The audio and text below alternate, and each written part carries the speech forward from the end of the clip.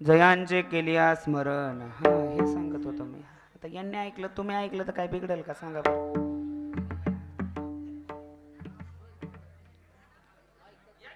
आमचा जन्मच लवाराच्या घरात झालाय म्हणून आम्ही ऐकणार आहे. लोखंडापेक्षा निभारित म्हणून. आता मी बी लावारच आहे ना, त्यामुळे कळतंय मला ते.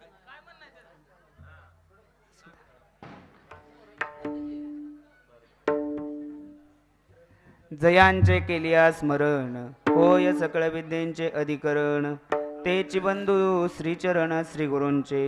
हा हा, बस आता या तुम्ही इकडं. ओम नमो ज्ञानेश्वरा, करुणा करा दयाळा, तुमचा अनुग्रह लादलो, पावन झालो चराचरी. ओम नमो ज्ञानेश्वरा, करुणा करा दयाळा, तुमचा अनुग्रह लादलो, पावन झालो चराचरी. मस्तक हे पायावरी या वारकरी संतांच्या, सेवे लागी सेवक झालो तुमच्या लागलो निज चरणा. अहो स्वामी तुकया देवा, यावरी न करावा अवेरू. विठ्ठल विठ्ठल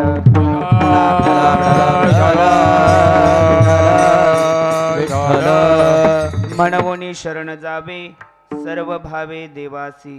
ट्रबल वाढूच नका तुम्ही, ती शिटी आली नाही पाहिजे मला. थोडा आवाज कमी राहू द्या. तुम्हाला येतोय ना क्लिअर आवाज आता? आ हां. तो हा उतरील पार भवदुस्तर नदीचा. प्रस्तुत प्राप्त प्रसंगी कीर्तन रूपी सभेकरिता प्रतिपादित केलेला अभंग. इको कमी करा आता. महान भगवत भक्त संत सम्राट विश्ववंद्य महाराष्ट्र भूषण वैराग्याचं मूर्तिमंत उदाहरण. ऐका बरं का.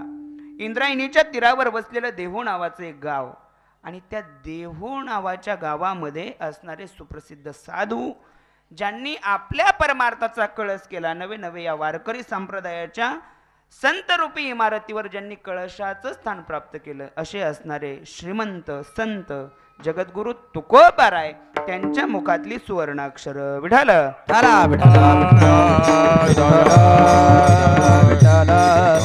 विठ्ठल. हो, अभंग श्री संत जगद्गुरु तुकोबारायांचा आहे. अभंगातील प्रतिपाद्य विषय असा आहे की या ठिकाणी तुकोबाराय देवाला शरण जायला लावतात. काय करतात? आपण या अवनी तलावरती जन्माला आलो, आणि जन्माला आल्याच्या नंतर काय करायचंय याचं दिग्दर्शन तुकोबाराय सांगतात. आपण माणूस म्हणून जन्माला आलो ना, तर माणूस म्हणून आपण जीवनामध्ये काय साध्य केलं पाहिजे याची दिग्दर्शकता सादर करताना तुकोबाराय म्हणतात की तुम्ही आलात ना जन्माला, मग काय करा? म्हणवोनी शरण जावे. शरण जा, पण कुणाला? सर्व भावे देवासी. देवाला शरण जा, अनन्य भावाने जा, सर्व भावाने जा. पण महाराज आम्ही शरण गेलो त्याला, तर मग काय फायदा आहे? कारण फायद्याशिवाय या जगात कोणी काहीच करत नाही महाराज. हा, मी बोलून जाईल पुढं.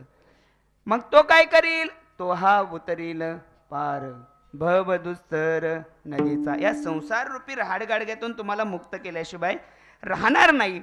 अहो, तो खूप करुणावंत आहे. त्याला आपण अनाथांचा बाप म्हणलं जातं बरं का. तो एवढा करुणाकार आहे. महाराज त्याचं वर्णन करतात, बहु आहे करुणावंत.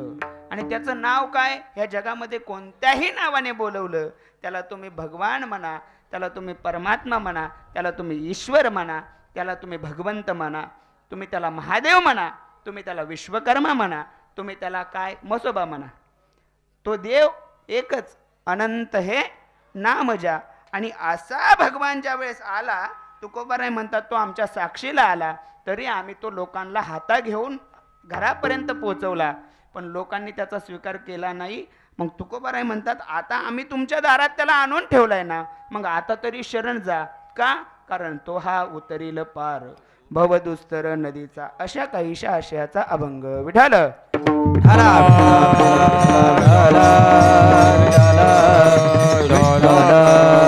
तुमचा नित्य चालू असणारा हा विश्वकर्मा जयंती उत्सव, आणि त्याच योगाने आजची विश्वकर्मा जयंती, या योगाने या ठिकाणी छान असं सुंदर असं देखणं नियोजन या ठिकाणी होतंय.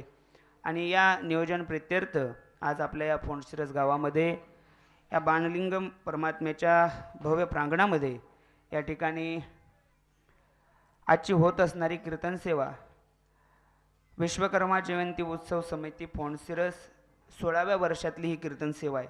यांच्या माध्यमातून आज या ठिकाणी कीर्तन सेवा होतीये. समस्त या समितीच्या माध्यमातून मला या ठिकाणी येण्याचा योग आला. या ठिकाणी समस्त लोहार समाज तसेच फोंडसिरस गावातील ग्रामस्थ मंडळी असतील, यांच्या सगळ्यांच्या माध्यमातून या ठिकाणी या कीर्तन सेवेचा योग आहे. या कीर्तन सेवेसाठी आपण बहुसंख्येने या ठिकाणी उपस्थित राहिला आहेत. आपल्या सर्वांचं सर्वप्रथम मनापासून आभार. आपल्या चरणावरती नतमस्तक. तसेच या कार्यक्रमासाठी सुंदर असं ज्यांची विशेष उपस्थिती आहे, माझ्या समवेत आलेले गायनाचार्य, ज्यांच्या बोटाला धरून आम्ही परमार्थाचं पाऊल टाकलं, आमचे आदरणीय मामा हरिभक्तपरायण भाऊसाहेबजी महाराज मरळ यांची कार्यक्रमासाठी उपस्थिती, त्यांच्या चरणावरती नतमस्तक होतो. तसंच कर्जत तालुक्याचं एक भूषण हरिभक्तपरायण युवा कीर्तनकार श्रीहरी महाराज सायकर यांची कार्यक्रमासाठी उपस्थिती आहेत, ज्यांनी गोड अशी पहिली चाल गायली. आदरणीय भानुदासजी महाराज तसेच पडणकर भानुदास महाराज, पंढरीनाथ महाराज असतील, समस्त फोंडशिरस गावातील भजनी मंडळी असतील, परिचित जे अपरिचित आहेत, त्या सगळ्यांच्या चरणावर तेवढ्याच समभावाने नतमस्तक होतो. आमचे विनेकरी बाबा असतील, या ठिकाणी सुंदर अशी साऊंड सिस्टम असेल, त्याचबरोबर कीर्तनाचं नाग ज्याला म्हणतो ते मृदंगवादक महाराष्ट्रातील एक सुप्रसिद्ध मृदंगाचार्य, ज्यांच्या बोटाने उभ्या महाराष्ट्राला वेड लावलंय, माझे जीवलग मित्र हरिभक्तपरायण प्रमोदजी महाराज पालवे यांची कार्यक्रमासाठी उपस्थिती आहेत. या ठिकाणी असणारे गावातील सर्वच राजकीय, सामाजिक, परमार्थिक, आर्थिक सगळ्या क्षेत्रातील ज्येष्ठ दिग्गज मंडळी या ठिकाणी उपस्थित असेल. सगळ्यांच्या चरणावरती एकदा नतमस्तक होतो. माता भगिनींच्या चरणावरती नतमस्तक होतो. आणि आज विशेषतः आपल्या या सोलापूर जिल्ह्याचं म्हणा, माळशिरस तालुक्याचं म्हणा, भूषण या ठिकाणी एक सध्या महाराष्ट्रात गाजत असणारे यूट्यूब चॅनल ओम साई क्रिएशन, त्यांचीही या कार्यक्रमासाठी उपस्थितीत. आपला कार्यक्रम हा पुन्हा एकदा यूट्यूबवरती आपल्याला पाहायला मिळणार आहे, यासाठी त्यांचंही या ठिकाणी उपस्थित आहे. त्यांच्याही चरणावरती नतमस्तक होतो आणि सेवेला या ठिकाणी प्रारंभ करतो. विठाल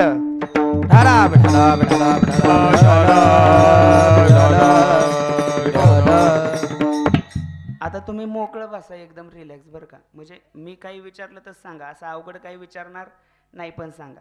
आता खरं सांगा, कीर्तनाची वेळ किती होती? 10 ते आता वाजलेत किती? 11 वाजून. माझ्याकडे राहिलाय किती वेळ? माझ्याकडे राहिलेत 25 मिनिट. आता 25 मिनिटामध्ये त्यातले 20 मिनिटं तुम्हाला सांगावं लागतंय मला, अजून इकडं सारखा तिकडं सारखा, असं बसा तसं बसा. असो, एक 25, 30, 35 मिनिट जास्तीत जास्त अजून आपल्या हातात आहेत. 12:15 आपण कीर्तन करण्याचा प्रयत्न करणार. असो, या कार्यक्रमासाठी या ठिकाणी अभंग जो घेतलाय, महाराज सांगतात यामध्ये शरणागती नावाचा प्रकार सांगतात. आपण ज्यांच्या प्रित्यर्थ आज या ठिकाणी जमलोय ते मी तुम्हाला शेवटी सांगूनच जाणार आहे की विश्वकर्मा काय आहे, ताकद काय आहे, त्याची ताकद मी तुम्हाला शेवटी सांगणार आहे. पण अभंगाला थोडासा न्याय देतो, त्या रूपाने अशी प्रस्तावना आहे का बरं का. महाराज या अभंगामध्ये भगवंताला शरण जायला सांगतात. काय म्हणतात? शरण जायला सांगतात बरं का. पण माणूस एखाद्याला शरण त्यावेळेस जातो ज्यावेळेस आपला काहीतरी फायदा. आणि खरं सांगा बरं, विना फायद्याचा माणूस जीवन जगतो का? तुम्ही कीर्तनाला आलाय, बिगर फायद्याचा आहे का? कीर्तन झाल्यावर एक टायमाचा स्वयंपाक वाचणार आहे तुमचा. आणि तुम्ही आलाय तिथं, तुम्ही बिगर फायद्याचा आहे का? नाही. प्रमोद महाराज, तुम्ही वाजवाय आलाय, तुम्ही बिगर फायद्याचा आहे का? हे बरं, तुम्ही सगळे शेतकरी वर्ग आहे. थोडंसं व्यावहारिक दृष्टिकोनातून बोलतो. सकाळी 7 वाजल्यापासून, नाही आता सकाळी लवकर लाईट असल्यावर लवकर बी जावं लागते ना, पहाटे 5 वाजल्यापासून संध्याकाळी 7 वाजेपर्यंत शेतकरी शेतामध्ये काबाड कष्ट करतात. कशासाठी? फायद्यासाठी. आजच्या अभंगातला आपण अक्षरच हे ठरवू, लाभ. लाभाशिवाय कोणीच काही करत नाही. शेतकरी वर्ग दिवसभर रानात खपतो. कशासाठी? बोला ना मोठ्याने. कशासाठी? अजून एक जणांना का बोलू, सगळ्यांनी. कशासाठी? तुमचा आवाज जरा बारीकच येतोय, थांबा जरा. दुसरं उदाहरण सांगतो. नोकर वर्गामध्ये आपण बघितलं तर सकाळी 10 वाजल्यापासून संध्याकाळी 5 वाजेपर्यंत त्या नोकरीवरती जीवाची तगमग करून तो माणूस काम करत असतो. कशासाठी? तुम्हाला एकट्यालाच कळतंय का माझं कीर्तन? बाकीच्यांना नाही का? बोला की, मी सांगितलं ना, तुम्ही बोलायचं ना मी सांगायचं. कशासाठी? कशासाठी? हा असं लाभासाठी. आता तुमचा आवाज वाढन बघा, अजून बी कमीच होता. आता सकाळचं 10 ते 12 आणि परत संध्याकाळी 7 ते 9, त्यामध्ये 200 किलोमीटरचा प्रवास करून 2-2 कीर्तन महाराज लोक करतात. कशा करता? आता लय बरं वाटलं ना. आणि आमच्या घेतल्यावर खसखस पिकती लोकांची, स्वतः आल्यावर झापेवणे ऐकून घेतात. हा अवघड आहे. असो असो, सगळ्यांची जी तळमळ चालली ती कशासाठी चालली? लाभासाठी. पण ऐका बरं का, आपण जीवन जगताना 2 प्रकारचे लाभ आपल्याला पाहायला मिळतात. आपला एक सांसारिक लाभ आहे आणि एक परमार्थिक लाभ आहे. सांसारिक लाभाचं चिंतन करत असताना महाराज म्हणतात, संसारामध्ये जो लाभ मिळतो ना, त्या लाभाच्या मागं सगळेच पळाले. आणि संसारामध्ये काय आशा असते आपली? संसारामध्ये कोणता लाभ मिळावा असं वाटत असतं? आपल्या घरातलं धनधान्य वाढावं, आपल्या घरातलं सुखी संसार व्हावा. काय? हा, वाढावे संतान कुई भावे धन धान्य, कुई भावे धन धान्य, कुई भावे धन धान्य. सिंगल सिंगल प्रमाणे द्या. आता सिंगल सिंगल बरं का, ज्याने म्हणलं त्यानेच पूर्ण करायचं. बरोबर ना बाबा, वेळ कमी आता. हा, वाढावे संतान गृही व्हावे धनधान्य. धनधान्य वाढण्यासाठी अर्थात लाभासाठी, सांसारिक लाभासाठी लोक काय करते सांगता येत नाही महाराज. बरं का, झालं असं, आता आळंदीला मध्ये माग काही दिवसापूर्वी आम्ही 3 जण मित्र आळंदीत शिकत होतो. बरं का, आळंदीत शिकत होतो आणि आता आळंदीत शिकल्यावर एक जण त्यातला इंजिनियर झाला, एक जण डॉक्टर झाला आणि मी महाराज झालो. आम्ही गावाकडे आलो आणि मध्ये प्रत्येकाने, एक जणांनी दवाखाना टाकला, एक जण जॉबला गेला आणि मी असंच बोंबलत म्हणजे कीर्तन करत रोज जात असतो. माझंही चांगलंय, तिघांचं चांगलंय, सगळे चांगला पैसा कमवतात. पण झालं असं, मध्ये 4-5 वर्षापूर्वी ते एक वादळ आलतं. काय? करोना. म्हणजे लक्षात आहे तुमच्या अजून? हा, त्या करोनामध्ये काय, आमच्या दोघांचं धंदा बंद. कोणाचं? इंजिनियरचं आणि माझं बंद झालं. पण डॉक्टरचं काय? जेवढा पैसा आम्ही दोघांनी बाकीच्या काळात कमावला नाही, तेवढा एकट्या करोनाच्या काळात कोणी कमावला? तुम्ही म्हणा, मी नाही म्हणणार. डॉक्टर. आणि त्याचं चालू झालं महाराज. पण झालं असं, ते इंजिनियरची मित्र होता. आता मी गप बसलो, आपलं घरीच बसायचो, ज्ञानेश्वरी गाथा घ्यायचो, वाचायचो आपलं. पण ते दुसरं इंजिनियर होतं, ती काय गप बसलं. ते म्हणलं दवाखान्यात लईच पैसा, एवढी खोऱ्याने पैसा वाढायला लागलो, आता मी काय गप बसणार? बघता बघता काय म्हणा महाराज, त्यांनी दवाखान्यात, त्याच्या दवाखान्यापुढेच दुसरा दवाखाना टाकला गावात. पण आता हे इंजिनियर होतं, ह्याला दवाखान्याची काय माहिती होती का? दवाखान्याची काय माहिती नव्हती. ते ओरिजिनल दवाखान्यावाला होता, पण ह्यानी डोकं चालवलं. यो म्हणला काहीतरी आपल्याला कमवण्याचं साधनासाठी आपण दवाखाना, लाभाची अपेक्षा, लाभ सांगतोय. दवाखाना टाकल्यावर एक बाबा त्याच्याकडे दवाखान्यात आले, रोज रानात काम करून संध्याकाळी त्याच्यापाशी आल्यावर त्यांनी सांगितलं, डॉक्टर साहेब लय कंबर दुखते, लय अंग दुखतंय. काय म्हणले? काय मग? म्हणले काहीतरी उपचार करा. म्हणले झोपा. म्हणले त्या ह्याच्यावर, स्ट्रेचरवर. त्याच्यावर झोपवलं आणि 1 मिनिटात बाबांना इंजेक्शन दिलं. इंजेक्शन दिल्यावर बाबा म्हणले, डॉक्टर साहेब कधी इंजेक्शन देत आहे? ते म्हणले झालंय का वाच. म्हातारं उठलं आणि पायाच पडलं डॉक्टराच्या. पाया पडलं. डॉक्टर म्हणले का पाया पडतात? म्हणले 80 वर्ष झालं आजपर्यंत एवढे हलक्या हाताने कुणीच इंजेक्शन दिलं नाही. एखाद्या डॉक्टरने इंजेक्शन दिलं तर ती जागा सुजायची, तिथं दुखायचं, ते चोळावं लागायचं. पण डॉक्टर तुमचा हात एवढा मऊ की मला इंजेक्शन दिलेलं कळलं नाही. आता कळणच कसं? डॉक्टरने त्याच्या काष्ट्यात हाणलं होतं इंजेक्शन.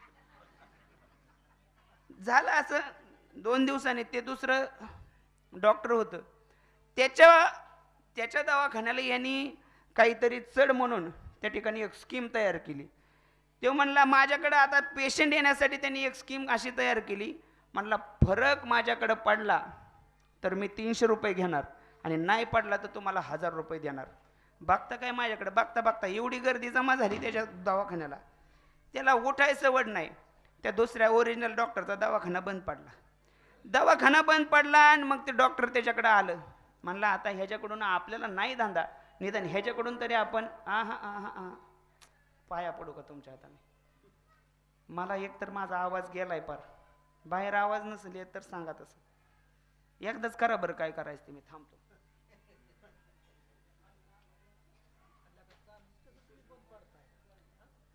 आता मी कसं बोलतोय माझी मला माहिती आणि तुम्ही परत कीर्तन झाल्यावर म्हणता आजचा बुवा चांगला नव्हता. आता काय बुवानी माराव का इथं? हा, काय सांगत होतो मी? हा, कीर्तन. काय सांगत होतो बाबा? हा, त्या नवीन जो डॉक्टर होता त्याचा दवाखाना चालायला लागला इंजिनियरचा, आणि ओरिजिनल डॉक्टरचं बंद पडलं. आणि मग ओरिजिनल डॉक्टर त्या इंजिनियरकडे आलं, म्हणलं असं पैसे नाही कमावतात, निदान ह्याच्याकडून काय करायचं, दवाखान्यात जायचं ना, आपल्याला फरकच पडला नाही म्हणायचं, आणि काय करायचं, पहिला 1000 रुपयाला टाकायचा. गेलं ती दवाखान्यात आणि त्याला सांगितलं, अरे मित्राला सांगितलं, अरे मित्रा म्हणला तुझा दवाखाना लय चांगला चाललाय, माझा बंद पडायला आला, पण सांगू का 2-4 दिवस लय तगमग झाली, माझ्या जिभेला चवच राहिली नाही बघ म्हणला. काहीतरी असा उपचार कर. यांनी सांगितलं होतं, यांनी काही केलं तर सांगायचं जिभेला चवच आली नाही, ठरूनच गेलं तर नाही 1000ला टाकायला. त्याला सांगितलं, म्हणलं अरे मित्रा जिभेला चवच राहिली नाही. त्याने सांगितलं काही काळजी करू नको, माझा दवाखान्याचा नियम आहे, फरक पडला तर किती घेणार, आणि नाही फरक पडला तर माघारी किती, 1000 रुपये देणार. त्यांनी त्याच्या हाताखालच्या पोराला सांगितलं, ए ऐक रे, पलीकडच्या कोपऱ्यात 3 बाटल्या ठेवल्या, त्यातली 3 नंबरची बाटली घे आणि ह्याच्या तोंडात 2 थेंब सोड. आता त्यात होतं पेट्रोल, आणि ती स्ट्रेचरवर झोपवलं आणि याने त्याला झोपून 2 थेंब त्याच्या जिभेव. ते म्हणला, ए मित्रा, अरे तू दवाखान्यात आणले तोंडात पेट्रोल टाकलं. ते म्हणला, कळली की चव तुला, दे 300 रुपये. झालं, त्याला रागच आला, रात्री काही झोप लागली नाही. दुसऱ्या दिवशी सांगितलं आज काहीतरी वेगळं सांगायचं, आणि आता ह्याला म्हणला आता पक्का 1000 रुपयाला टाकायचा. दुसऱ्या दिवशी गेलं आणि दुसऱ्या दिवशी त्याने त्याला सांगितलं, म्हणला ऐक ना मित्रा, म्हणला काय, काल तू काय टाकलं होतं तोंडात माहित नाही म्हणला मला, पण मला त्याच्यामुळं माझी स्मृती म्हणला विसरायला लागलोय म्हणला, मी विसरायला लागलं का, म्हणला काहीच अडचण नाही, झोप टेबलवर, माझा नियम आहे, फरक पडला तर 300 नाही तर 1000 महागारी देणार. त्याला स्ट्रेचरवर झोपावलं आणि त्याने परत त्या पोराला सांगितलं, ऐ म्हणला का तिकडे कोपऱ्यात 3 बाटल्या ठेवल्यात, त्यातली 3 नंबरची बाटली आणि त्यातले 2 थेंब ह्याच्यावर टाक. ते म्हणला, ऐ मला येडा समजला का, त्यात पेट्रोल आहे की, म्हणला मग तुला आठवतंय की, काढ 300. 300 रुपये काढलं, लय राग आला महाराज, 600 रुपये गेलं दोन वेळा. म्हणला आता तिसऱ्या वेळेस सोडायचं नाही, आता 100% ह्याच्याकडून 1000 रुपये घ्यायचं. आणि गेलं त्याच्या समोर गेलं ना, असं डोळं चुळीत गेलं, मित्रा तुझ्या औषधाचा माझ्यावर लय प्रभाव झाला आणि मला दिसन असं झालंय बघ, मला काहीच दिसत नाही. त्यांनी सांगितलं काय अडचण नाही, स्ट्रेचरवर झोप. आणि त्याने 2-3 बाटल्या आणल्या, ती बाटली सोडायचं आणि ह्याला म्हणायचं दिसतंय का, ते उगाच डोळं चोळायचं आणि म्हणायचं नाही दिसत. परत बाटली सोडायचा, दिसतंय का, ते उगाच डोळं चोळायचं आणि म्हणायचं नाही दिसत. ते म्हणला, मित्रा माफ कर गड्या, मला माझ्या दवाखान्याचा नियम आहे, फरक पडला तर 300 देणार, नाही फरक पडला तर 1000 रुपये देणार, आणि तुला काही फरक पडला नाही, हे 1000 रुपये घे. म्हणून त्यांनी काय केलं, इकडे बघा, खिशात हात घातला आणि खिशातून 100ची नोट काढली आणि त्याच्या हातावर टेकावली, म्हणला दर 1000 रुपये. ते म्हणला, ए मित्रा मला काय येडा समजला का, ही 100ची नोट आहे की. ते म्हणला, मग तुला दिसतंय की, काढ 300 रुपये. माझा दृष्टांत संपला. आता ऐका, संसारिक लाभासाठी तुम्ही काहीही कराल, पण तो संसारिक लाभ तुम्हाला शेवटापर्यंत नेणारच नाही. विठाल हो,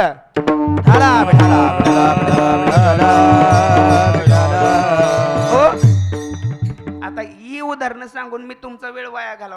पद्मनाभ जोडीला संतांच्या संगतीत गेलं की आपल्याला लाभ मिळणार आहे. तो लाभ कोणता मिळणार आहे, तर भगवंताला भेटण्याचा लाभ आहे. पण आम्ही संतांच्या संगतीत जात, नामदेव महाराजांनी आपल्याला जागो केलं, सांगितलं, अरे लोकांना उठा, खरं सांगा महिला मंडळ, भगवंताने एवढा सुंदर नरदेह दिलाय, देवे दिला देह भजना गोमटा, तो या झाला फाटा, एवढा सुंदर नरदेह दिलाय, हाताच्या हात ठिकाणी हात, नाकाच्या ठिकाणी नाक, डोळ्याच्या ठिकाणी डोळे, सगळं अप टू डेट एवढ्या जागेवर दिलंय. तरी तुम्ही भजन करता का? करता भजन? ठराविक माणसं करतात, आणि जी करण तीच तरल, नाहीतर भजन कराय. एवढा सुंदर नरदेह दिलाय, तुम्ही सांगा नाक नाकाच्या ठिकाणी दिलं, बरोबर? विचार करा, हे नाक देवाने जर इकडे दिलं असतं तर, अय महिला मंडळ, हे समोरचं नाक जर देवाने इकडे दिलं असतं पाठीमाग, तर तुम्हाला ताटातला घास उचलून अशी आधी प्रदक्षिणा मारावं लागली असती, वास घ्यावा लागला असताना. मग जाऊ द्या, एवढा सुंदर नरदेह दिलाय तरी तुम्ही किती नाटावता हो त्याला. कोणी फेरन लवली लावेल, कोणी पॉन्ड्स लावेल, कोणी कसल्या क्रीमा लावेल. हा तसं म्हणाय जमानात जाहिरातीचं आहे. आता ती मध्ये एक जाहिरात आली ती फेरन लवलीची, पाहिली का? अय महिला मंडळ, जाहिरात पाहिली का? पाहिली कशाची म्हणावं, किलो किलो लागते आम्हाला.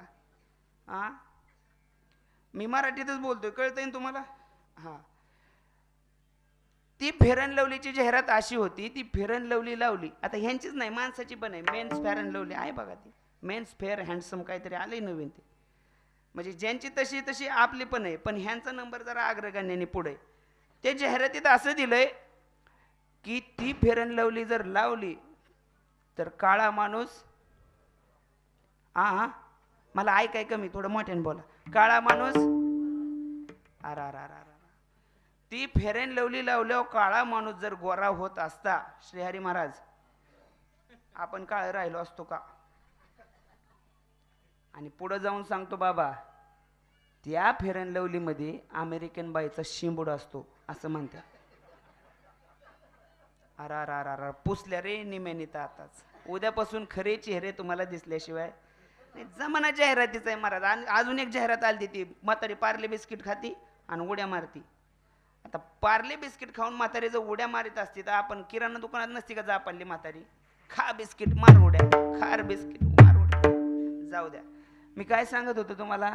नामदेव महाराजांनी एवढं गोड सांगितलं, एवढा सुंदर नरदेह दिलाय, आणि त्या नरदेहाला येऊन तुम्ही भजन नसाल कराल, तुम्ही संतांची संगत नसाल कराल, तर काय तुमची हानी झाल्याशिवाय राहणार नाही. त्यासाठी काय करा, उठा जाग व्हा आणि काय करा, उठा जागे वारे आता, स्मरण करा पंढरीनाथा, भावे चरणी ठेवा माता, सुखमी व्यथा जमाच्या. उठा जागे वारे आता, स्मरण करा पंढरीनाथा, भावे चरणी ठेवा माता, दुःख विव्यथा जन्मा. हे जगजोगी जाग जाग बोलते, जगजोगी जाग जाग बोलते. हे जगजोगी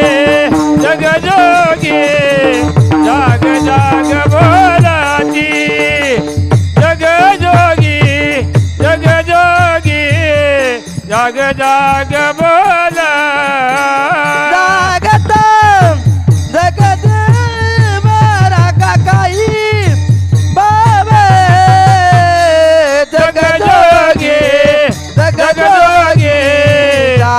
जाग बोलती, जगजोगी जाग जाग बोल. बोलते. एवढंच आहे का?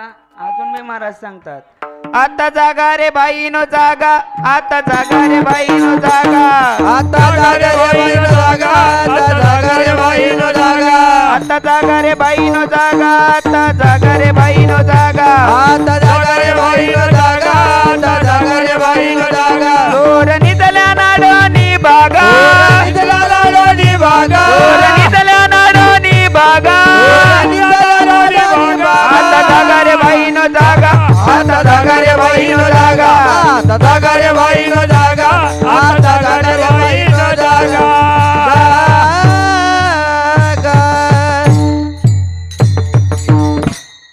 कोण कार्य करताय? वर चढलाय, पडाय बिडायचं, वर जाऊन नाचतोय तो. इथं येऊन नाच माझ्या पुढं. महाराज काय सांगतात, हा झालं, गेला, उतरला खाली. आता इकडे बघा, आता जागा रे भाईनो जागा.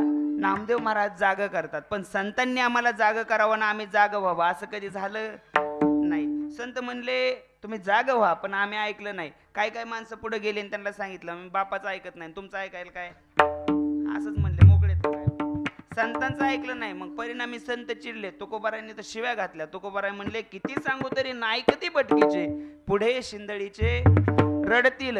नाथ महाराज म्हणले काय माये गेली होती भूतापाशी, हरी नये मुकाशी. अरे एवढंच नाही, नामाविना मुख सर्पाचे ते बिळ, जीवा नवे काळ. एक प्रमाण तुकोबारांनी तर कहरच केला, टोकाचंच प्रमाण वापरलं. सांगू का? आ अय फोन शिरस, तुम्हाला झालोय तरी काय नेमकं बरं? तुमच्या चेहऱ्यावर काहीच भाव नाही, असं नाही, असं नाही, असं नाही. मग मी काय सांगायचं तुम्हाला नेमकं? आ कळतंय ना कीर्तन माझं तुम्हाला? निदान करा काहीतरी. कीर्तन आहे ना वक्त्याचं, हे पूर्ण श्रोत्यावर. श्रोता तो वक्ता, तो वक्ता नव्हे श्रोती अभिन. श्रोत्या वाचून वक्ता वक्ता होऊच शकत नाही. का? कारण तुमचा तेवढा रिस्पॉन्स लागतो. आता तुम्हीच माझ्याकडे असं टुळू टुळू टुळू टुळू टुळू बघितल्यावर मी काय करायचं? हां, जरा थोडं हसा, नका हसू, निदान वाकडं तरी दाखवा खालून, काहीतरी करा. तुमच्या चेहऱ्यावर रिस्पॉन्सच येईना म्हणलं मी काय करणार? बरं मी काय लय वेगळं सांगतोय का? जड सोपं करून सांगतोय? बरं जाऊ द्या, असू द्या. एवढं अवघडातलं प्रमाण आहे. सांगू का बाबा? राग नाही नेणार.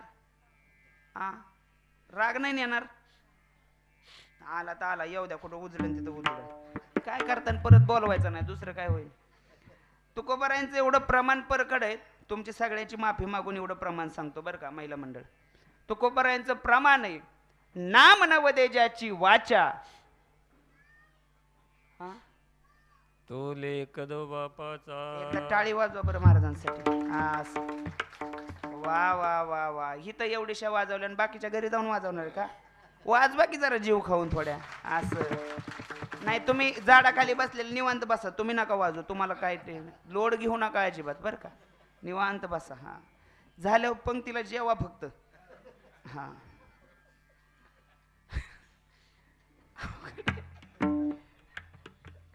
तुकोबारांचं प्रमाण आहे, नाम नवदे ज्याची वाचा, तो लेख दो बापाचा. आणि बाबा आपल्याला तसलं मुळमुळीत बोलायचं जमत नाही, काय असेल ते परखड ना. तुकोबारायांची भाषा आहे, ऐका. तुकोबाराय म्हणतात, मानवी जन्माला येऊन जो माणूस भगवंताचं नाम घेत नाही, ती अवलाद एका बापाच्या पोटची नाही, दोन बापाची. विठाल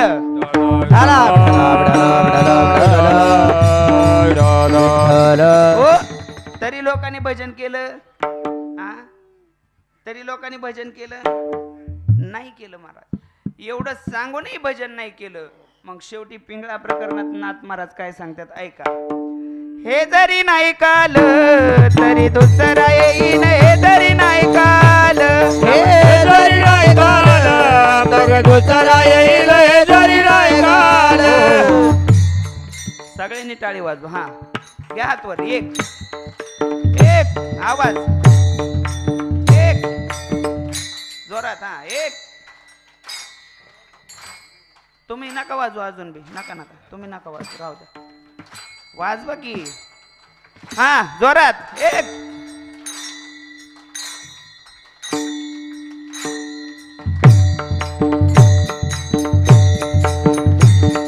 हे जरी नाही काल तरी दुसरा येईन, हे जरी नाही काल, हे जरी नाही काल तरी दुसरा येईल, हे जरी नाही काल. हे सरत शेवटी बा काळ बांधून नेईन, सरत शेवटी बा, सरत शेवटी बा काळ बाजून येईल, सरत शेवटी बा. एका जनार्दनी आमचे काय बाजाईल, एका जनार्दनी आमचं काय बाजाईल, एका जनार्दनी आमचे काय बाजाईल, एका जनार्दनी काय बाजाईल. पिंगळा पिंगळा पिंगळा पिंगळा महाद्वारी, बोली बोलतो देखा पिंगळा महाद्वारी, पिंगळा माधवारी, बोल बोली तो देखा पिंगळा माधवारी, पिंगळा माधवारी, बोल बोली तो देखा पिंगळा माधवारी. अहम वाग्या सोहम वाग्या, अहम वाग्या सोहम वाग्या, प्रेम नगरावारी, सावध कोणी भजनी लागा, देव करा कैवारी. हे माझ्या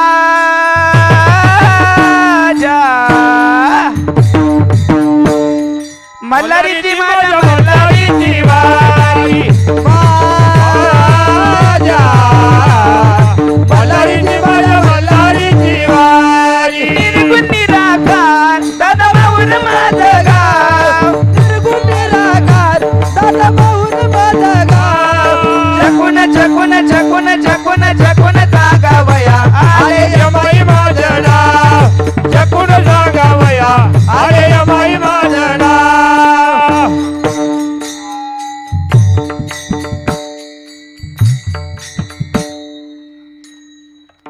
नाही म्हणले नाथ महाराज, जर नाही भजन केलं तर काय फसगत होईल, एवढी फसगत होईल तरी आम्ही भजन केलं नाही. खरं सांगू का, आपल्या आयुष्याचा सगळा धांगडधिंगा झालाय नामस्मरणाच्या बाबतीत.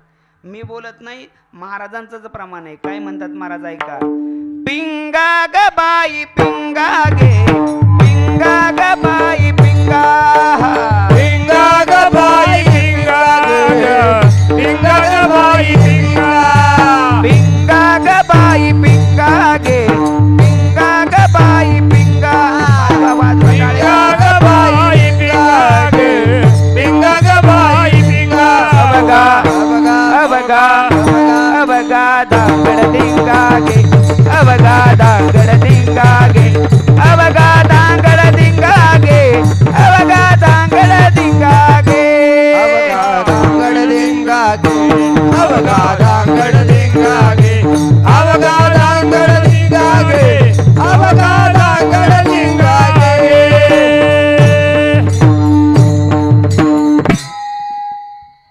वा, या सगळ्यांसाठी एकदा टाळी वाजवा की.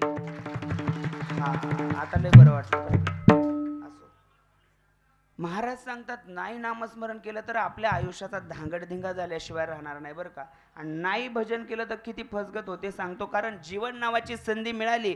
ऐका बरं का, विशेषतः तरुण पोरांसाठी एक उदाहरण सांगून जातो बरं का. ऐका.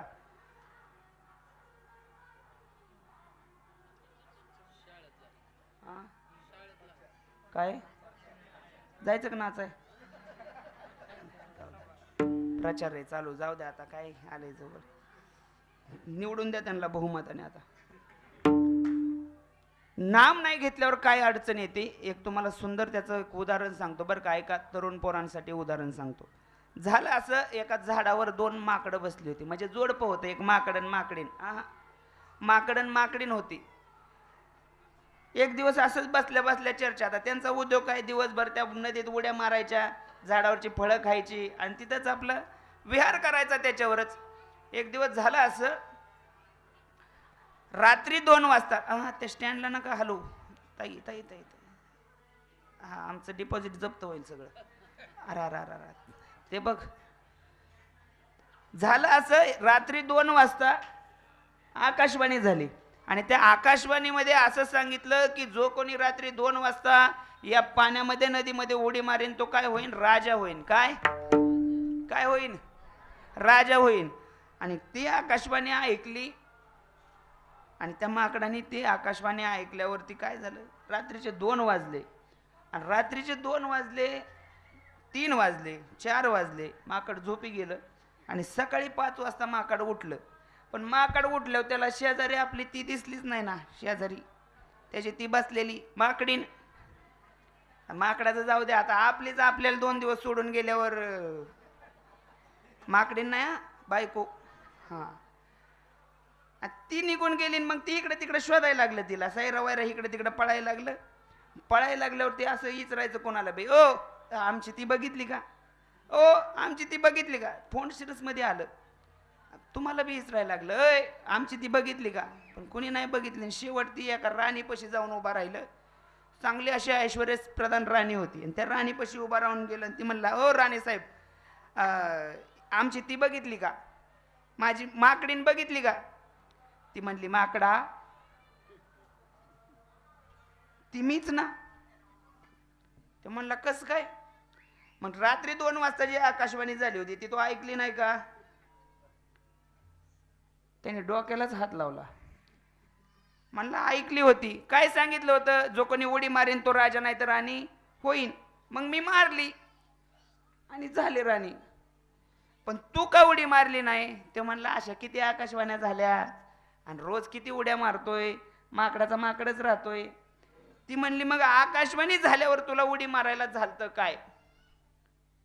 बरं, नसता झाला तू राजा, नसता झाला तू एखादा ऐश्वर्य प्रधान राजा, तर निदान माकड तर होताच की. आणि रोज अशा 10-5 उड्या हाणतोयच की. तुला सांगितलं, अरे सर्दीचा दिवस चालू आहे, नको उड्या हाणू, तरी तुझं माकड चाळ बंद होत्यात का. मग एक उडी हाणली असते तर बिघडलं असतं काय. म्हणजे तुम्ही माकडापाशी माकडीने पशीच आहेत का अजून. आता दृष्टांत संपला, सिद्धांत ऐका बरं का. त्या माकडाला जशी संधी मिळाली, त्या नदीत उडी मारून राजा होण्याची आपल्याला पण संधी मिळाली बरं का. संत आम्हाला सांगतात या परमार्थात उडी मारा, या परमार्थात उडी मारा, या परमार्थात उडी मारा. नाही झाला संत, नाही झाला भगवंत, तर निदान चांगला माणूस तर होता ना. त्यासाठी परमार्थात येणं गरजेचं आहे. आणि परमार्थात आला, नामस्मरण घेतलं की पुन्हा पुढे झुकायची गरज पडत नाही. आणि कशामुळे झुकायची गरज पडत नाही, कारण आपण एकदा त्या भगवंताला शरण जायचं असतं बरं का. शरण जाण्यासाठी पुढचा देणाराही तेवढा प्रबळ असावा लागतो. आता भगवान विश्वकर्माच्या दारात तुम्ही आलात, भगवान विश्वकर्माच्या दारात आला आणि भगवान विश्वकर्माला तुम्ही काहीतरी मागाल. ऐका बरं का, विश्वकर्माची ताकद किती मी सांगून जातो. अभंगाचं पहिलं चरण घेऊन मी विश्वकर्मा तुम्हाला सांगणार आहे. ऐका बरं का, तुकोबाराय म्हणतात तुम्ही आयुष्यामध्ये या जीवनामध्ये या उणे तलावर आला ना, तुम्ही त्या भगवंताला शरण जा. पण कसं जा? सर्व भावाने जा. मनवोनी शरण जावे, मनवोनी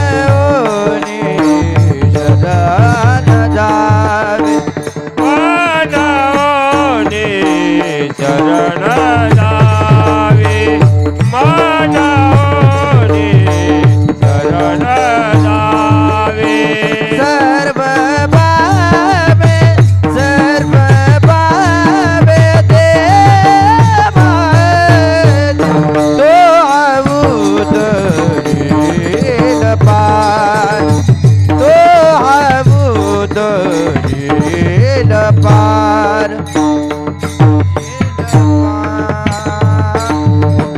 अभंगाचं पहिलं चरण तुमच्या पुढे ठेवलंय. भगवान म्हणतात आमच्या आयुष्यामध्ये हा लाभ जर मिळवून घ्यायचा, तर मी पहिल्या अक्षरात सुरुवात केली ती लाभ म्हणून बरं का.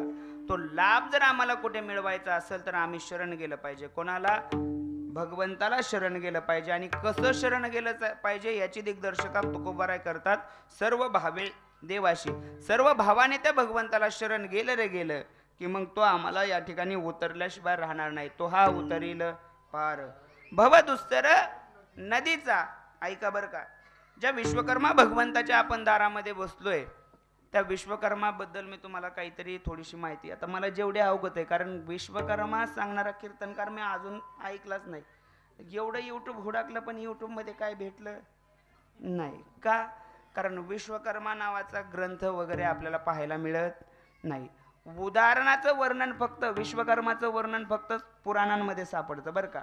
कारण हा जो देव आहे तो साधा सामान्य नाही. ऐका, कोणी विचारलं सांगा विश्वकर्मा काय, ते आज सांगितल्यानंतर तुम्ही सांगू शकता. आणि ही माहिती अशी डायरेक्ट स्टॅम्पवर लिहून सुद्धा सांगू शकता. एवढी खरी आणि अप टू डेट तुम्हाला सांगणार आहे. ऐका, झालं असं, एक दिवस ब्रह्मदेव, विष्णू आणि महेश बसले होते क्षीरसागरावर, शेषशय्यावर विष्णू भगवान बसलेत. आणि विष्णू भगवान त्या ठिकाणी त्या शेषशय्यावर बसल्यानंतर ब्रह्म विष्णू महेश म्हणजे हे तीन आपल्या या सृष्टीचे निर्माते आहेत बरं का. कसे निर्माते आहेत? ब्रह्मदेवाचा विचार केला तर सृष्टी निर्माण करणारा देव आहे. भगवान विष्णूचा निर्माण केला विचार केला तर हा पालन पोषण करणारा देव आहे. आणि शंकराचा विचार केला तर हा संहार करणारा देव आहे बरं का. आता या तिघांचा विचार विनिमय व्हायच्या अगोदर त्या शेषशय्येवरती नारायण भगवान झोपले असताना झालं असं, त्यांच्या नाभिकुंडातून एक कमळ उगवलं. काय झालं? कमळ उगवलं. नीट आहे का? त्या नाभिकुंडातून एक कमळ उगवलं आणि त्या कमळामध्ये एक पंचमुखाची व्यक्ती तयार झाली. त्याला ब्रह्मदेव म्हणलं गेलं बरं का. जयाची आहे नाभी कमळी जन्म चतुरानन, तो चतुरानन ज्याला म्हणलं जातं त्याला ब्रह्मदेव म्हणलं जातं बरं काय का. ब्रह्मदेवाची निर्मिती झाली आणि ब्रह्मदेवाची निर्मिती झाल्यानंतर ब्रह्मदेवाच्या तेजाने एक मुलगा जन्माला आला. त्या मुलाचं नाव होतं धर्म. काय नाव होतं? धर्म नाव होतं. आणि त्या धर्माच्या मुलाचं नाव वास्तुदेव. धर्माच्या मुलाचं नाव काय? वास्तुदेव. आता वास्तुदेव कोण म्हणाल? आता जे वास्तुकला आहे बघा, आता घर बांधण्याची कला आहे, वास्तू बांधण्याची कला आहे. पहिले हेमाडपंथी मंदिरं होती. जी जेवढी वास्तुशिल्पातली जी कला आहे ती कला जर कोणामुळे निर्माण झाली असेल तर ती वास्तुदेवांमुळे बरं का. आणि ते वास्तुदेवांचा ज्यावेळेस विवाह झाला, ते वास्तुदेव आणि विठ्ठल विठ्ठल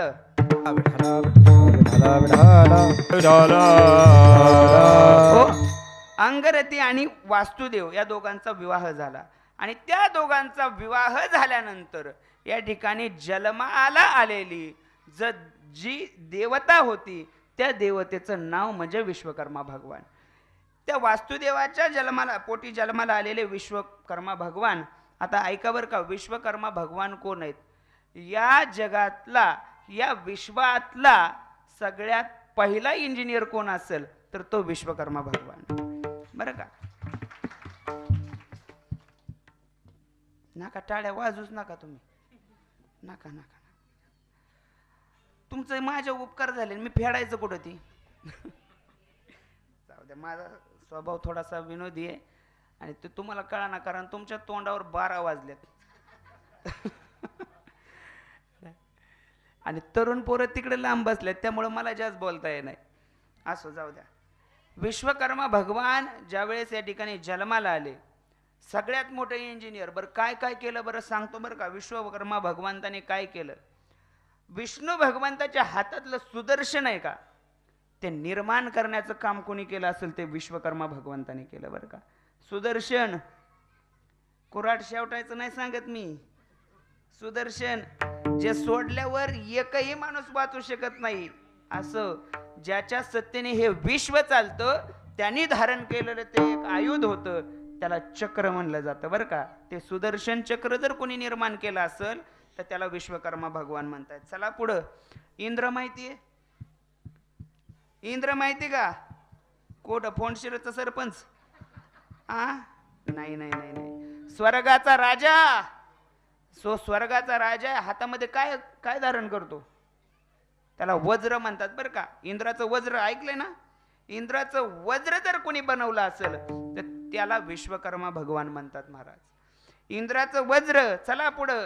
भवानी मातेच्या हातातली तलवार कोणी बनवली असेल तर त्याचा शिल्पकार जो कोणी आहे त्याला विश्वकर्मा भगवान म्हणलं जातं. महाराज तुम्ही म्हणताल, ऐका बरं का, एवढंच नाही, एक दिवस मथुरेतून निघायच्या टायमाला भगवान श्रीकृष्णाने हाक मारली, ओ विश्वकर्मा भगवान. विश्वकर्मा भगवंताला आवाज दिलाय भगवंताने आणि सांगितलंय, भगवंता ऐका बरं का, आता या ठिकाणी तुम्हाला एक कार्य करायचंय. म्हणले काय करायचंय? मथुरेमध्ये लय राक्षस मारले, आता विश्रांतीला जायचंय. म्हणले मग काय करू? आता काय करा, तुम्ही सुंदर अशी एक माझ्यासाठी नगरी निर्माण करा. आणि ती नगरी निर्माण करण्याचं काम ज्या इंजिनियरकडे दिलं त्या इंजिनियरचं नाव होतं विश्वकर्मा.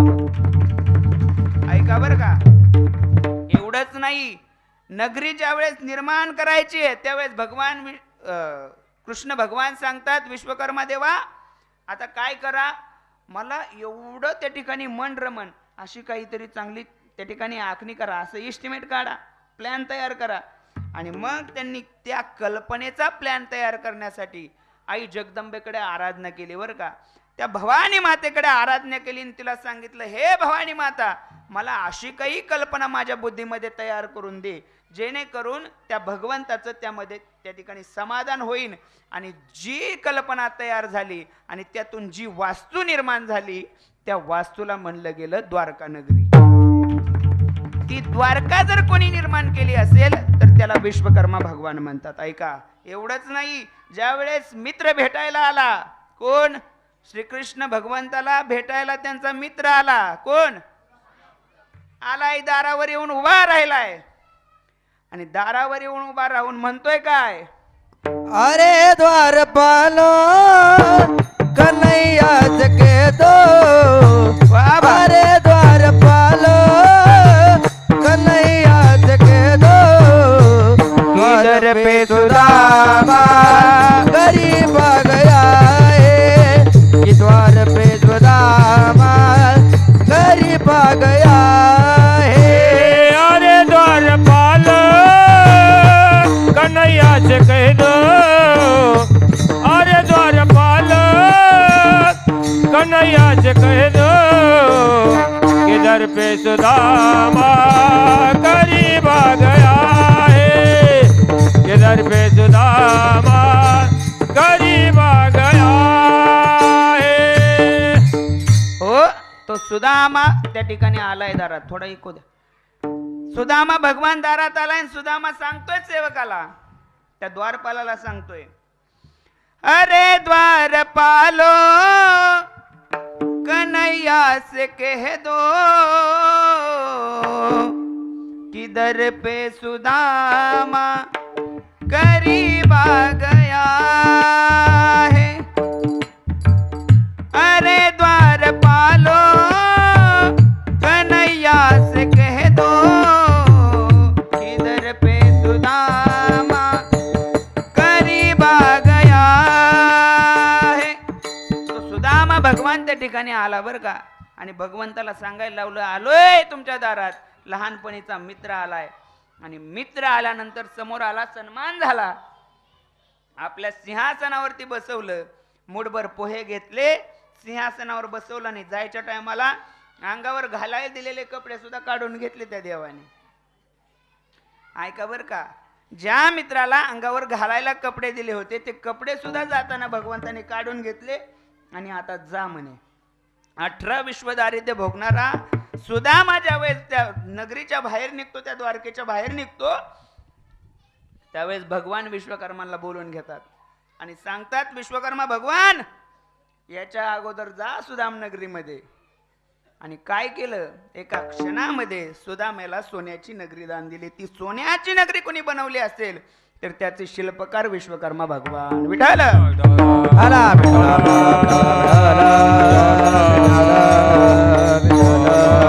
हो. आता थोडस तुमच्या माहितीतलं सांगतो बरं का, सगळं तुमच्या माहितीतलं एक उदाहरण सांगतो आणि आपल्या समारोपाकडे जातो बरं का. सगळ्यात थोरलं उदाहरण, जे उदाहरण कोणाला माहित नाही असं उदाहरणच नाही. झालं असं, एक दिवस कैलासात भगवान शंकर बसले होते.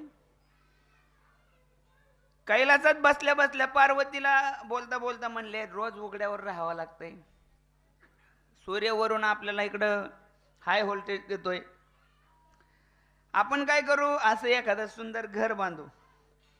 आणि घर बांधायचं म्हणून काय केलं, तर ते घर बांधायचं म्हणून त्यांनी विश्वकर्मा भगवंताला बोलून घेतलं.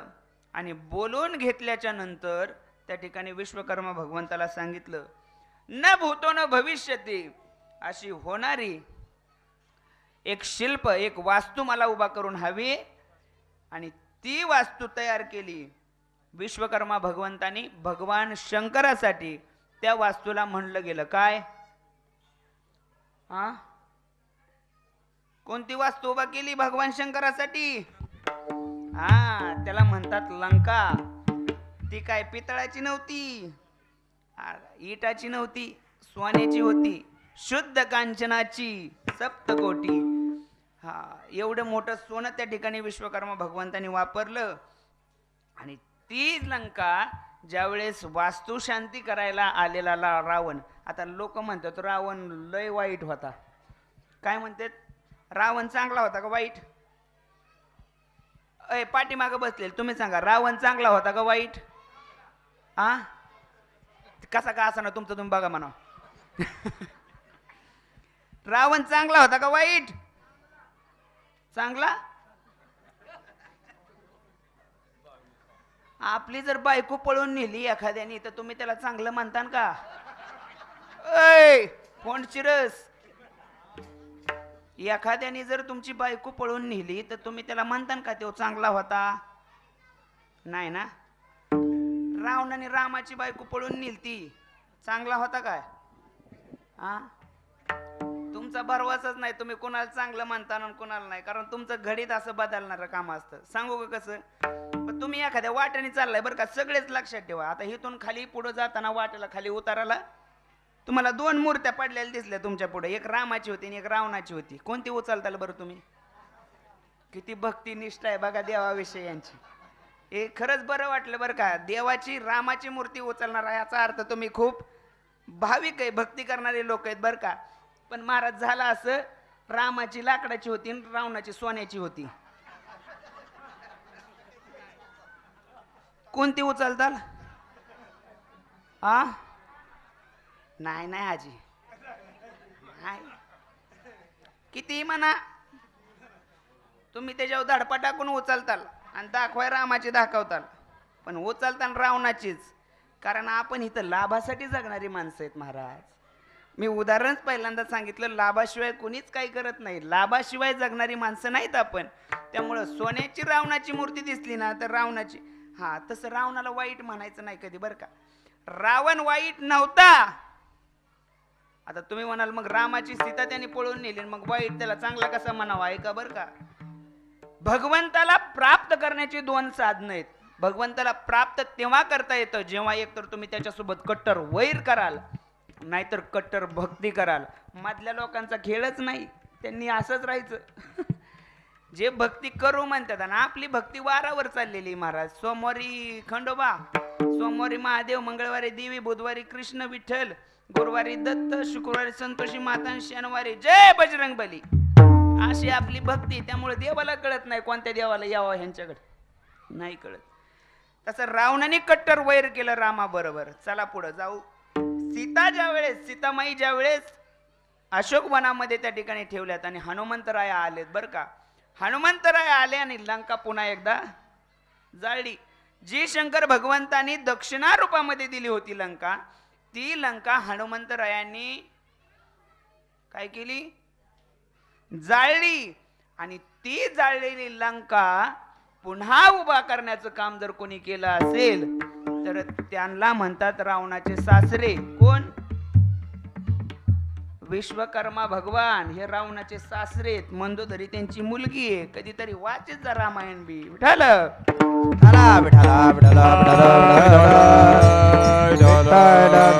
हो असो बरं का. आणि अशा या विश्वकर्मांच्या माध्यमातून अनेक प्रकारची आयुध निर्माण करण्याचे ज्यांनी काम केलं, नवे नवे अनेक प्रकारचे शिल्प ज्यांनी उभा केले, नवे नवे स्वर्गाची उभारणी ज्यांनी केली, स्वर्गामध्ये असणारं जे नंदनवन आहे जे ज्यांनी उभा केलं त्यांना विश्वकर्मा म्हणतात.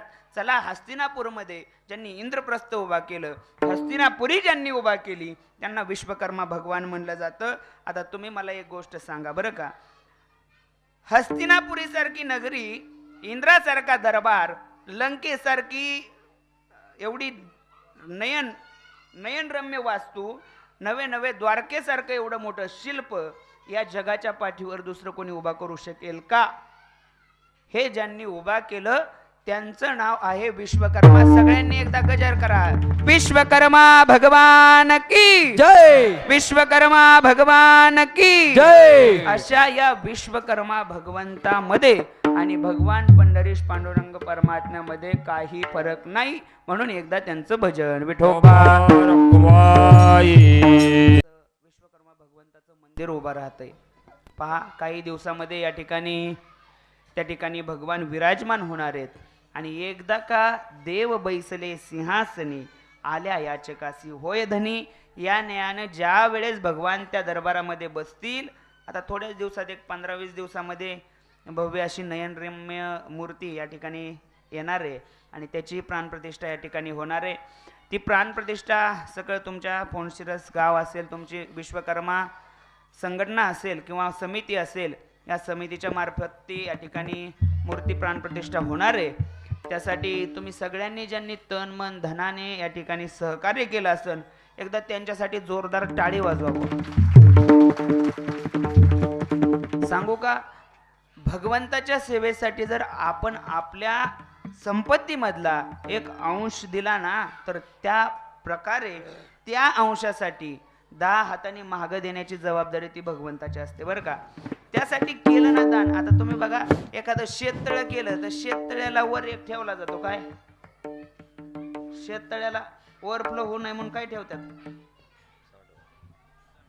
शेतकरीच आहेत का तुम्ही?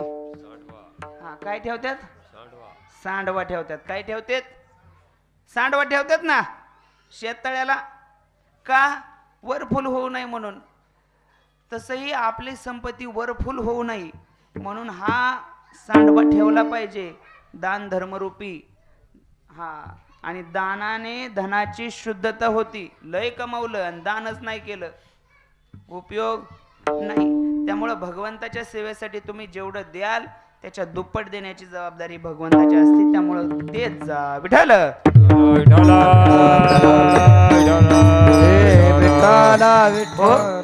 झालंय माझं कीर्तन. जाता जाता एक सांगून जाईन, ऐका बरं का. आलात ना सगळे. आता तुम्ही या सकल लोहार समाजातील माणसं असतील, सगळे विश्वकर्मा भगवंताला मानणारे, अनेक या ठिकाणी राजकीय सगळेच या ठिकाणी दिग्गज लोक या ठिकाणी उपस्थित आहेत. त्या सगळ्यांना एकच सांगतो बरं का,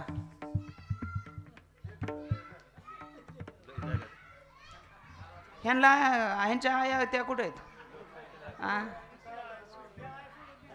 अरे खेळा मैदानात सोडतात, कीर्तनात असतं वय. का घरी वैताग देतात म्हणून महाराजा पुढं नाही. आणि खरं सांगू का, संस्था बी वारकरी शिक्षण संस्था होत्यात. जी पोरग घरी ऐकत नाही ती संस्थेत असतं महाराज. जे आई बापाचं ऐकत नाही ती पोरग सांभाळायची संस्थेत असते. जाऊ द्या, असू द्या. या ठिकाणी तुम्ही सगळे आलात बरं का. जाता जाता एक गोष्ट सांगून जाईल. आयुष्यामध्ये आपली माणसं सोडून इतरांच्या मागे लागू नका, हा सगळ्यात पहिला मुद्दा मला सांगायचा आहे. आपुलकी जपा बरं का. जर आपुलकी नाही जपली, झालं 15 दिवसापूर्वी चालता चालता त्या दिवशी एक जण म्हणला, महाराज 15 वर्ष झालं भावासोबत बोलत नाही. म्हणला काय?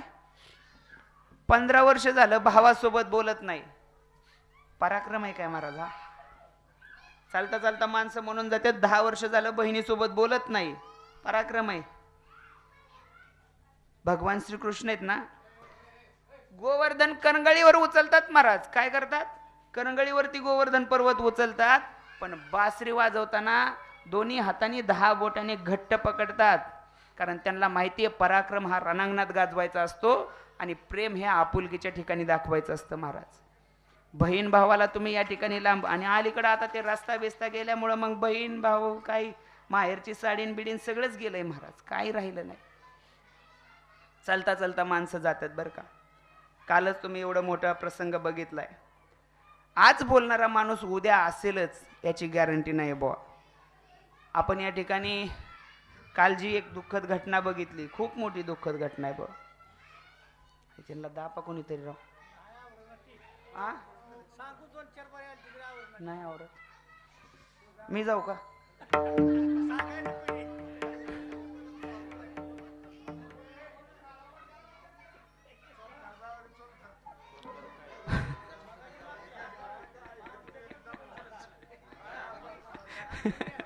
थांबा थांबा थांबा थांबा. कालवा बंद करायचं सांगायला कालवा करावा लागतो, ही अवघड गोष्ट आहे. ऐका बरं का. अय पळा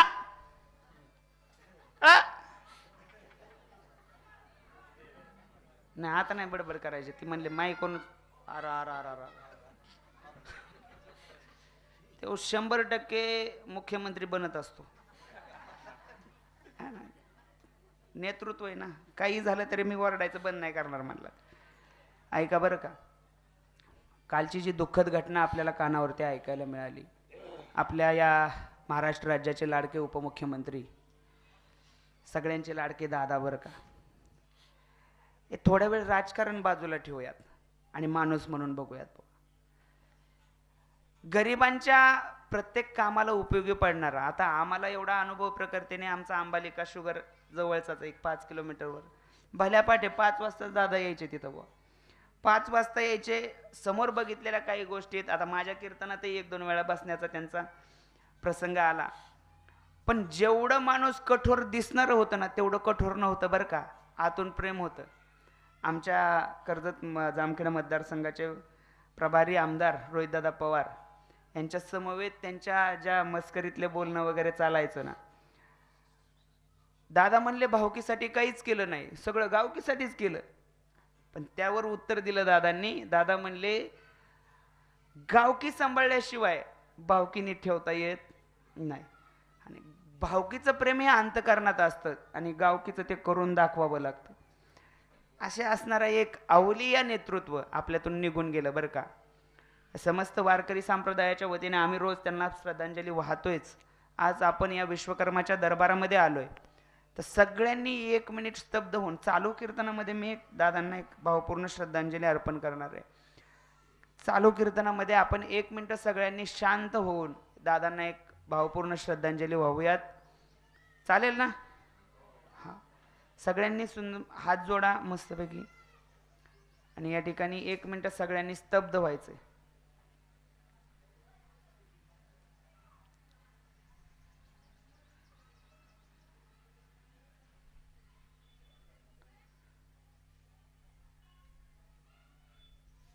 विठाल विठाल विठाल. विठाला विठाला विठाला. हो, या ठिकाणी सगळे या ठिकाणी जमा झाले. सगळ्यांच्या माध्यमातून या ठिकाणी मला येण्याचा योग आला.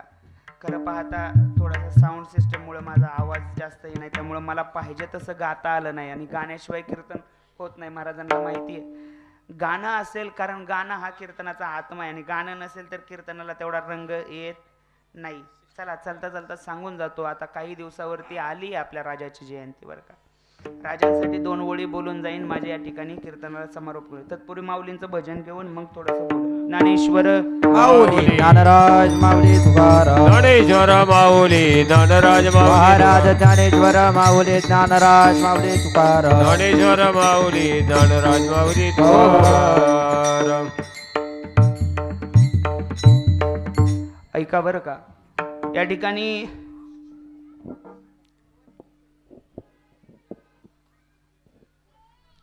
पुष्पवृष्टी करायची असेल तर वाटा, काय प्रॉब्लेम नाही. अखंड महाराष्ट्राचं दैवत ज्यांना आपण म्हणतो बरं का. आता आवाज थोडा द्या. राजाधिराज शिवछत्रपती येते आता 19 फेब्रुवारीला जयंती राजांची. जीवनातला एक प्रसंग सांगून जातो आणि माझ्या सेवेला समारोपाकडे नेतो, समाप्त करतो. आयुष्यामध्ये आम्ही अनेक स्वप्न पाहतो महाराज, अनेक स्वप्न पाहतो. त्या स्वप्नामध्ये प्रत्येकाची स्वप्न वेगवेगळी असतात. आणि या ठिकाणी एक स्वप्न पाहिलं गेलं जिजाऊ आईसाहेबांच्या डोळ्यातून माझ्या शिवछत्रपती राजांनी. जिजाऊ आईसाहेबांचं स्वप्न होतं, हा जिजाऊ आईसाहेबांचं स्वप्न होतं. काय स्वप्न होतं ऐका बरं का. त्या राजगडावरून ते समोरून उभा बघितलं तर समोर एक किल्ला दिसत होता. त्या किल्ल्याचं नाव होतं कोंढाणा. त्या कोंढाण्यावरती आपला भगवा फडकला पाहिजे ही इच्छा आपल्या डोळ्यामध्ये रमवणारी एक आऊसाहेब आपल्याला या महाराष्ट्रामध्ये बघायला मिळाली. ती जिजाऊ आईसाहेब राजांना सांगते, राजेसाहेब शिवबा या कोंढाण्यावरती आपला भगवा फडकला पाहिजे. आणि तो भगवा फडकण्यासाठी त्या राजांनी जी मेहनत केली, नवे नवे जो अट्टहास केला, तो अट्टहास घेऊन राजे कोंढाण्याच्या स्वारीवरती निघणार. अष्टमीचा दिवस ठरलेला आहे. त्या अष्टमीच्या दिवशी राजे त्या गडावर जाणार. त्याच ठिकाणी दारामध्ये उभा राहिला तो एक सरदार, त्याचं नाव होतं तानाजी मालुसरे. माहित नाही काही चाललंय आणि दरबारामध्ये आला. समोर विडा मांडलेला आहे आणि त्या दरबारामध्ये आल्यावरती राजांना विचारलं, राजे कसली गडबड आहे. राजांनी सांगितलं, तानाजी तुम्ही आलात कशासाठी, आलात कशासाठी म्हणल्यावरती तानाजीने सांगितलं, राजेसाहेब 4 दिवसावर रायबाचं लग्न आहे, त्या रायबाच्या लग्नाचं निमंत्रण द्यायला आलोय. पण राजेसाहेब तुमच्या चेहऱ्यावर नाराजी कसली. अरे तानाजी आम्हाला येता नाही येणार, कारण आम्ही एका मोहिमेवर चाललोय. कडाडला तानाजी, राजेसाहेब आम्ही असताना तुम्हाला मोहिमेवर जाण्याची गरज काय. ऐका बरं का. मोहिमेचा इडा तानाजीने विचलला आणि त्या ठिकाणी त्या कोंढाण्यावरती गेला. उदयभान नावाच्या सरदाराला त्या ठिकाणी त्याने मारलं. जास्त इतिहास सांगून तुमचा वेळ घेणार नाही. मारलं आणि त्या ठिकाणी या इतिहासाच्या शौर्यगाथेमध्ये तानाजीने नाव स्वतःचं अजरामर केलं. ऐका बरं का, सांगून जातो. साध्या माणसाच्या संगतीत राहिला, साध्या माणसाच्या संगतीत. साधा माणूस मी जाणीवपूर्वक बोलतोय. आपल्यासारखा दिसणारा एक व्यक्तिमत्व, आपल्यासारखा दिसणारा एक राजा, त्यांच्या संगतीत तानाजी गेला. नवे नवे मी सांगून गेलो सुरुवातीला, संगत ही खूप महत्वाची. संतांच्या संगतीत गेलं आणि शिवरायांचं नाव एवढं पवित्र आहे, एवढं पवित्र आहे. आता काही काही माणसं म्हणतात शिवाजी महाराज कीर्तनात सांगायची गोष्ट नाही. मग शिवाजी महाराज कीर्तनात नाही सांगायची, मग सासू सुना सांगायची गोष्ट आहे का. सासू सुना सांगण्याची जागा नाही. ऐका, शिवाजी महाराज सांगितली पाहिजेत. पण ऐका, ज्या शिवरायांचा या ठिकाणी आता जन्म 19 फेब्रुवारी आलाय, त्या शिवरायांसाठी एकच राजा इथे जन्मला शिवनेरी किल्ल्यावर. एकच राजा इथे जन्मला शिवनेरी किल्ल्यावर. माझ्या राजाचं नाव गाजतंय गड किल्ल्याच्या दगडावर माझ्या राजाचं नाव गाजतंय गड किल्ल्याच्या दगडावर माझ्या राजाचं नाव गाजतंय गड किल्ल्याच्या दगडावर माझ्या राजाचं नाव गाजतंय गड किल्ल्याच्या दगडावर असा राजा असा शिवछत्रपती राजा आपल्याला कोणी दिला असेल तर त्या आईचं नाव आहे मासाहेब जिजाऊ. काय केलं जिजाऊने? ज्यावेळेस जिजाऊ आईसाहेब गरोदर आहेत, ऐका बर का, ज्यावेळेस जिजाऊ आईसाहेब गरोदर आहे, डोहाळे लागलेत आणि भवानी आईसाहेबाच्या पुढे उभा राहिले तर सांगतात मला घोड्यावर बसायचंय. आपल्यासारखे डोहाळे नाही लागले जिजाऊ आईसाहेबाला. घोड्यावर बसायचंय, रणांगणात जायचंय आणि या तलवारीने अनेक शत्रूची मुंडकी छाटायच्या. असे डोहाळे असावेत. काय पराक्रम झाला त्या शिवनेरी किल्ल्यावरती. माझा राजा जन्माला आला, माझा राजा जन्माला आला. तो राजा आपल्याला कोणी दिला असेल तर त्यांचं नाव आहे आईसाहेब जिजाऊ. आईसाहेब जिजाऊ. माझी जाऊने माझी जाऊने दिया हमें सुंदर शिवाजी राजा. माझी जाऊने दिया हमें सुंदर शिवाजी राजा. माझी जाऊने दिया हमें सुंदर शिवाजी राजा. माझी जाऊने दिया हमें सुंदर शिवाजी राजा. सुंदर शिवाजी राजा. सुंदर शिवाजी राजा. नुसतं आम्हीच कानायचं का आणि तुम्ही ऐकायचं का? नाही नाही. आता सगळ्यांनी एक राजांची आपण घोषणा देऊ बरं का मस्तपैकी. सगळ्यांनी हात वर करा. भगवान बाणलिंग भगवंताचं आपण थोडंसं भजन करू. राजांची गर्जना करून सेवेला या ठिकाणी पूर्णविराम देऊ. सगळ्यांनी हात वर करा. ज्यांना हात आहे, जे हिंदू धर्मामध्ये जन्माला आलेत, औ पाकिस्तान मधून जे आले नाहीत त्यांनी हात वर करा. आणि जो हात वर करणार नाही त्यांनी समजून जायचं आपण इथले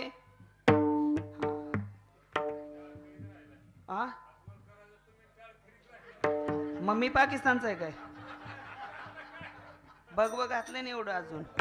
नाही टाळ करी टाळ वाजवणार त्यांना मी वरडणार नाही इथून बोंबालणार जोरात. आता ओम नमः शिवाय ओम नमः शिवाय हर हर भोले नमः शिवाय. शिवाय ओम नमः शिवाय हर हर भोले नमः शिवाय. का बरं हात खाली घेतले असेल? हात का खाली घेतले? एक मिनिट थांबा ना, एक मिनिट. हात का खाली घेतले तुम्ही?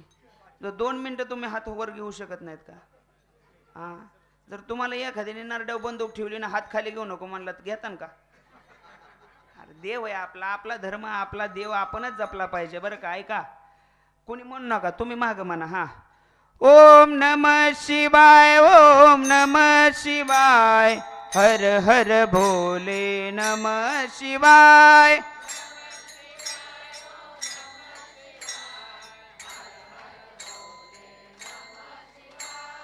खाल्लंय का? जरा मोठ्याने म्हणा. ओम नमः शिवाय ओम नमः शिवाय हर हर भोले नमः शिवाय. हर हर भोले नमः शिवाय. गंगाधरा शिव गंगाधरा हर हर भोले नमः शिवाय. गंगाधरा शिव गंगाधरा हर हर भोले नमः शिवाय. नमः शिवाय ओम नमः शिवाय हर हर भोले नमः शिवाय. नमः शिवाय ओम नमः शिवाय हर हर भोले नमः शिवाय. ओम नमः शिवाय ओम नमः शिवाय हर हर भोले नमः शिवाय. नमः शिवाय ओम नमः शिवाय हर हर भोले नमः शिवाय. ओम नमः शिवाय ओम नमः शिवाय हर हर भोले नमः शिवाय. ओम नमः